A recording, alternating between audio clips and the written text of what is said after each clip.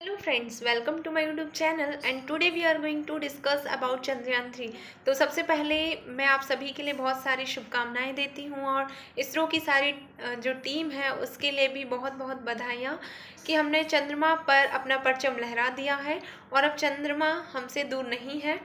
जैसा कि अभी ये बहुत ज़्यादा ट्रेंड में चल रहा है कि चंदा मामा अब दूर नहीं है, तो ये बात पूरी तरह से सही साबित हो गई है और इसे साबित करने में इसरो के वैज्ञानिकों ने अपना अभूतपूर्व योगदान दिया है। लेकिन ये जो चंद्रयान 3 है, ये मिशन इतना ज़्यादा इम्पोर्टेंट क्यों है और ये एक ऐतिहासिक जो उपलब्धि है वो साबित क्यों हुई है, और अगर ये चंद्रयान 3 सफलतापूर्वक सारी जानकारियां जुटा लेता है, जो हमारे उद्देश्य हैं चंद्रयान 3 को भेजने के, उन सभी उद्देश्यों को पूरा कर लेता है, तो आने वाले जो भविष्य है, आने वाले भविष्य में भारत ही नहीं बल्कि पूरी दुनिया के लिए एक बहुत बड़े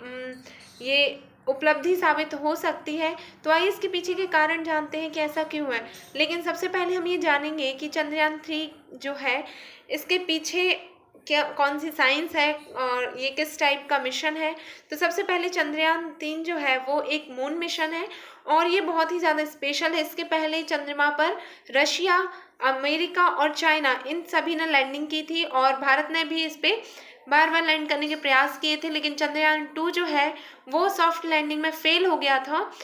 विक्रम लैंडर में कुछ क्रैशेस की वजह से। बट अब जो हमारा चंद्रयान 3 है ये चंद्रमा के दक्षिणी ध्रुव पर सफलतापूर्वक लैंड कर गया है।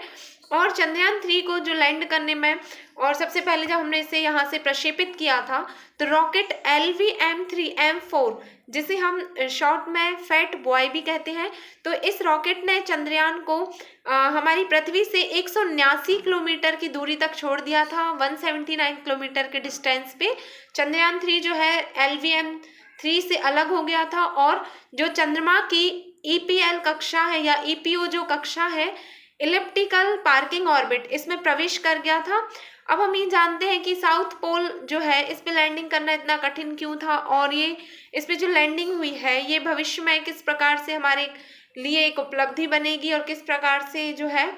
इसके बेनिफिट्स हमें मिलेंगे। तो सबसे पहले बता दें कि जो चंद्रमा का साउथ पोल है वहाँ का तापमान इतना कम है कि वहाँ पे ये आशंका पाई जा रही है कि वहाँ पे बहुत ज़्यादा बर्फ जमा है, और ये अभी जो जानकारियाँ लगातार आ रही हैं उनसे ये साबित भी हुआ है कि वहाँ पे कहीं ना कहीं पानी की उपलब्धता है, जिससे वहाँ की जीवन की संभावना तलाशने में कहीं ना कहीं जो हमारे वैज्ञानिक हैं वो ये प्रयास कर रहे हैं। और साथ ही जो चंद्रमा के का जो दक्षिणी ध्रुव है इस पे बहुत सारे गड्ढे हैं और इन गड्ढे को हम साइंस की भाषा में क्रेटर बोलते हैं, और इन क्रेटर में सौर मंडल के यानी जो हमारा सोलर सिस्टम है उसके कुछ जीवाश्म मिले हैं, जिससे हमें जो बिग बैंग थ्योरी है, क्योंकि बिग बैंग थ्योरी में ये बताया गया था कि जो चंद्रमा है वो पृथ्वी से ही टूटकर अलग हुआ है, तो बिग बैंग थ्योरी के पीछे की जो साइंस है और जो पृथ्वी का विस्तार है, पृथ्वी का जन्म है और ये जो पृथ्वी की आंतरिक संरचना है, अगर हम चंद्रमा की स्टडी कर लेते हैं सॉफ्ट लैंडिंग के बाद पूरी जानकारियों के आधार पे, तो हम ये पता कर सकते हैं कि बिग बैंग थ्योरी में जो पृथ्वी का जन्म, विस्तार और जो उसकी आंतरिक संरचना है वो कैसी है। तो ये सारी जो जानकारियां हैं वो मिलेंगी। साथ ही नासा ने भी कुछ समय पहले ये खुलासा किया था कि जो चंद्रमा है, चंद्रमा पर 10 लाख मिलियन टन जो है वहाँ पे हीलियम-3 है, और हीलियम-3 जो है 10 लाख मिलियन टन बहुत ज़्यादा मात्रा में वहाँ पे उपलब्ध है। और इससे क्या होगा कि अगर उसका 1/4 भाग भी हमारी पृथ्वी पे आ जाता है तो पृथ्वी की 400 साल की जो ऊर्जा ज़रूरतें हैं उनको पूरा किया जा सकता है। और साथ ही चंद्रमा पर जो पलायन वेग है, जो वेलोसिटी है, वो इतनी ज़्यादा कम है एज़ कम्पेयर टू अर्थ कि अगर हम वहाँ से किसी उपग्रह को भेजते हैं या उपग्रह को वहाँ से प्रक्षेपित करते हैं तो हमें बहुत कम ऊर्जा और बहुत कम ईंधन की आवश्यकता होगी, मतलब बहुत कम फ्यूल और बहुत कम एनर्जी में भी हम किसी सैटेलाइट को चंद्रमा की जो सरफेस है उससे भेज सकते हैं। तो ये संभावना है कि भविष्य में एक अंतरिक्ष स्टेशन के रूप में, स्पेस स्टेशन के रूप में हम चंद्रमा की जो सरफेस है उसको डेवलप कर पाएंगे। और अगर इसी तरह की जो जानकारियां हैं जो हमें मिलती आ रही हैं लगातार हमारे चंद्रयान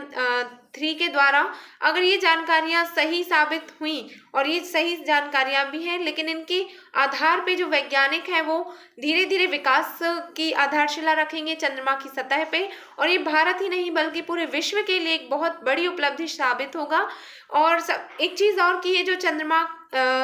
पे जो चंद्रयान 3 भेजा गया है, ये एक रोवर मिशन है। रोवर मिशन, इसके 3 उद्देश्य हैं कि सबसे पहले तो जो चंद्रमा है उस पे जो मलबे वगैरह है, जो वहाँ पे कचरा है, उसको क्लीन किया जाए।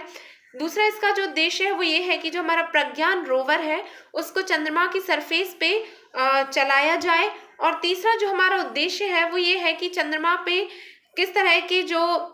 वैज्ञानिक अनुसंधान हो सकते हैं, किस तरह के वैज्ञानिक प्रयोग हो सकते हैं, इन सभी को सफलतापूर्वक किया जाए। तो आई होप कि आपको ये सभी जानकारियां जानकर अच्छा लगा होगा। और जैसे 23 अगस्त का दिन एक ऐतिहासिक दिन था, एक स्वर्णिम दिन था हम सभी के लिए, और 6:04 पर चंद्रमा के दक्षिणी ध्रुव पर जो चंद्रयान 3 की लैंडिंग हुई थी, इससे भारत के साथ साथ पूरा विश्व में जो उत्साह जागा था, ये एक बहुत बड़ी उपलब्धि है हम सभी के लिए, हम सभी भारतीयों के लिए, और इसरो के जो वैज्ञानिक हैं उन सभी के लिए। धन्यवाद। आई होप कि आपको ये वीडियो देखकर बहुत अच्छा लगा होगा। अगर आपको ये वीडियो पसंद आती है तो चैनल को लाइक, शेयर एंड सब्सक्राइब कीजिएगा। Thank you for watching this video.